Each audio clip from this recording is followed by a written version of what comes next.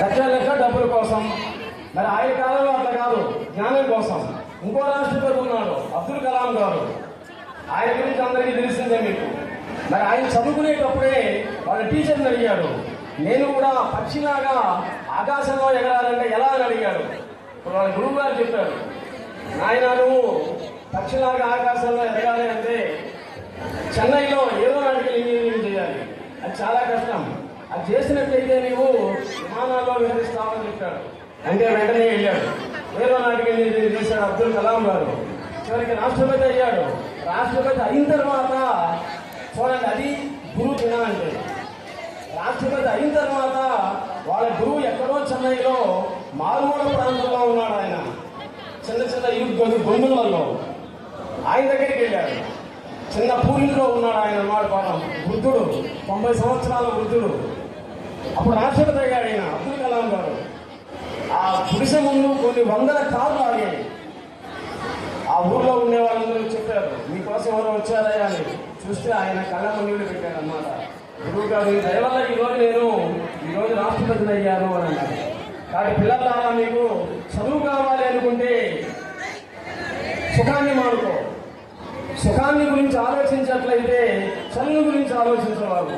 నీకు సుఖం కావాలా, చదువు కావాలా? సుఖం కావాలనుకుంటున్నట్లయితే హాయిగా పెళ్లి చేసుకో, ఏదో వ్యాపారం పెట్టుకో, భార్య పిల్లల్ని పోషించుకో. చదువు కావాలి అనుకున్నట్లయితే సుఖాన్ని గురించి ఆలోచించకూడదు. సుఖం కావాలి అనుకున్నట్లయితే చదువుల గురించి ఆలోచించకూడదు.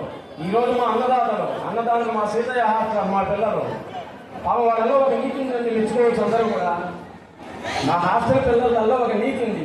అదేంటి నేను గమనించి అన్నాడు. అది వాళ్ళ ఊళ్ళో ఉండేటువంటి పిల్లలు నరసరావుపేట, గుంటూరు, విజయవాడ, నారాయణ, చైతన్య కార్యక్రమం వెళ్తామంటే మీరు పోనివాడు. వాళ్ళని మెచ్చుకోవచ్చు అని మీ అందరూ చెప్పండి కొట్టారు. మా పిల్లలకి హాస్టల్ పిల్లలు అమ్మాయిలైనా అబ్బాయిలైనా కానీ వాళ్ళ ఊరు మాకు పల్లెటూరు పిల్లలు ఎక్కువ ఉన్నారు. మన వ్యవసాయదారుల పిల్లలు, అన్నదాతలు. వాళ్ళ ఇంటి పక్కన వాడు అమ్మాయి కానీ అబ్బాయి కానీ వేరే ఊళ్ళో పోయి చేస్తారంటే వాళ్ళు ఊరుకోరు. నా కృష్ణవేణికి వస్తారు. ఆ విధంగా డే స్కాలర్స్ కూడా ఉన్నట్లయితే వచ్చే సంవత్సరం గురువు గారి జన్మదినోత్సవానికి ఈ హాల్ మొత్తం వెళ్ళొచ్చు అన్నమాట, మా పిల్లలాగా తయారు చేసినట్లయితే.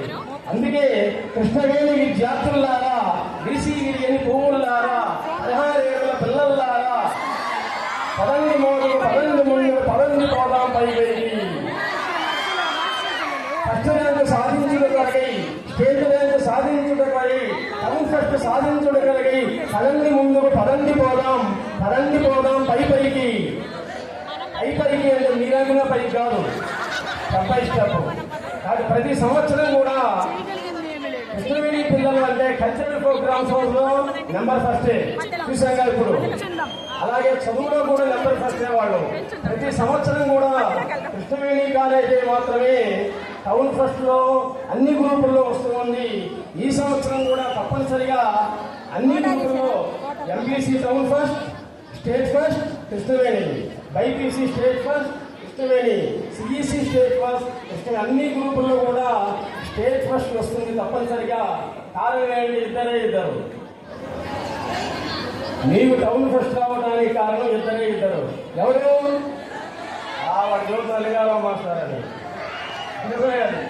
నేను పాఠాలు చదువుతున్నా కానీ మీకు టౌన్ ఫస్ట్ స్టేట్ ర్యాంకులు వస్తున్నాయా అని లింగారావు గారే దానికి కారణం. దాంట్లో డౌట్ ఏం లేదన్నమాట. ఆ ఎక్స్పీరియన్స్ మీద వస్తుంది. ఎవరికి ఈ బూస్ట్ ఇవ్వాలో సార్కి తెలుసు. ఎంతో ఎక్స్పీరియన్స్ మీద వచ్చినటువంటిది. ఒక చిన్న విషయం చెప్పి ముగిస్తా. ఎక్కడైనా కానీ మీ జీవితంలో అవధూతలు,